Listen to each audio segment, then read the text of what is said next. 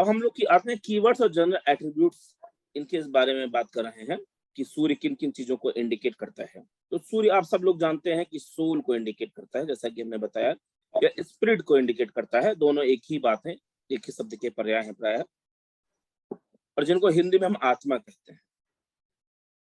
क्योंकि ब्रह्मांड उत्पत्ति सिद्धांत में भी जब आप पढ़ते हैं तो सूर्य से ही सब कुछ उत्पन्न हुए, सारे ग्रह जो है सूर्य से उत्पन्न हुए, चाहे उपग्रह हो चाहे उपग्रह हो, सारे सूर्य से उत्पन्न हुए। अर्थात सूर्य जो है वो क्या है, सभी ग्रहों की आत्मा है। और आत्मा का ही एक हमारे पुराणों में, हमारे जो स्मृति ग्रंथों में और जो हमारे उपनिषद हैं उनमें ये कहा गया है कि आत्मा का परम उद्देश्य है परमात्मा में विलीन, परमात्मा में विलीन हो जाना। ठीक है ना, अपने कार्यों से, अपने कर्मों से,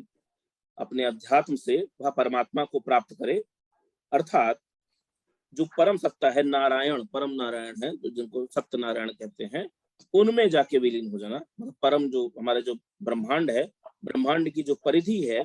वहां पर जो नारायण रहते हैं उन्हें हम सत्य, क्योंकि वो सत्य लोक कहा गया है तो इसलिए सत्य लोक में रहने वाले सत्य नारायण कहे गए। वह सत्य नारायण परम ब्रह्म की बात उनके संदर्भ में कही गई है। तो वहां पर विलीन हो जाना, जैसा कि हम लोग ब्रह्मांड सिद्धांत में भी आप लोग कभी पढ़ेंगे तो जानते होंगे कि ब्रह्मोत्पत्ति सिद्धांत में पहले धीरे धीरे ग्रहों का उद्भव हुआ, और जिस क्रम से उद्भव हुआ है, जो सबसे अंतिम में उत्पन्न हुआ है वह सबसे पहले समाप्त होगा। उसके बाद वह जिससे उत्पन्न हुआ है वह उसके पहले वाले में समाप्त हो जाएगा। इस तरीके से क्या है, जिस क्रम से उत्पन्न हुए हैं और व्युत क्रम से, उल्टे क्रम से, विपरीत क्रम से वह समाप्त होते जाएंगे, विलीन होते जाएंगे जब महाप्रलय की स्थिति आएगी।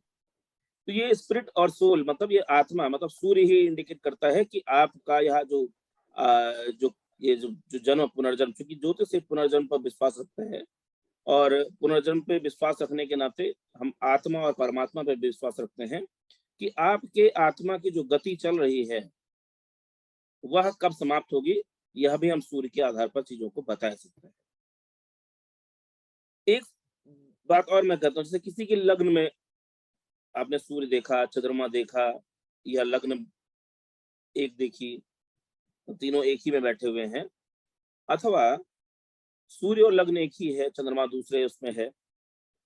अथवा तीनों ही अलग अलग हैं, तो आप देखते होंगे जब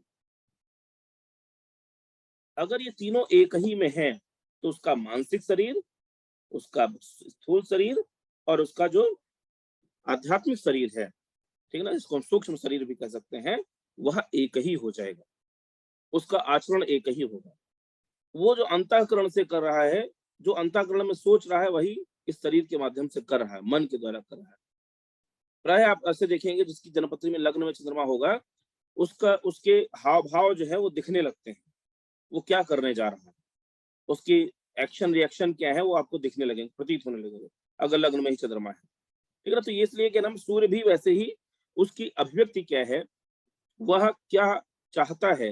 वह क्या सोचता है, या वह क्या करना चाहता है, ये भी सूर्य से पता चल जाता है। कभी कभी हम कहते हैं अब ये अब एक प्रश्न होता है कि ये तीन शरीर की बात कैसे हो सकती है, हम तो एक ही शरीर को देख पाते हैं, बाकी शरीर को देख ही नहीं पाते। कभी कभी हम लोग ये बात कहते हैं कि जब सामाजिक जीवन में कोई व्यक्ति ऐसे ऐसे कार्य कर रहा है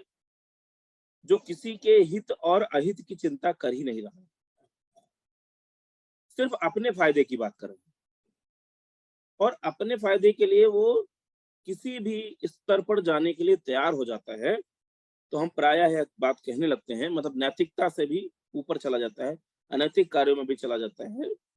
इसको साम दाम दंड भेद कहते हैं कि किसी माध्यम से हमें कोई चीज अगर हासिल करनी है तो हासिल करने के लिए चले जाते हैं, तो हम उसे कहने लगते हैं कि इस व्यक्ति की आत्मा तो मर गई है, क्योंकि यह किसी भी चीज के लिए किसी भी स्तर पर जाने के लिए तैयार है। क्योंकि आत्मा तो आपको सदैव सचेत करती है, जैसे सूर्य सचेत करता है, जैसे ही सूर्योदय होने पर सूर्य सचेत करता है कि भैया उठिए, अब उठिए और अपना भोजन इत्यादि जो आपकी क्रियाकलाप, जो गतिविधियां हैं, दैनिक गतिविधियां हैं, उनको आरंभ कीजिए। चाहे सूर्य 8 बजे निकलता हो, सूर्योदय होता हो, चाहे 5 बजे होता हो। जैसे पक्षियों को आपने देखा है, हमने पहले भी बताया है कि क्या है, सूर्य के उदित होते हुए वो आपको दिशा देने लगता है। तो इसलिए आत्मा जो शब्द है वो बहुत ही व्यापक शब्द है, और इसके बारे में जितना आप पढ़ेंगे मुझे लगता है कि उतना ही आपको इसमें आनंद आता चला जाएगा।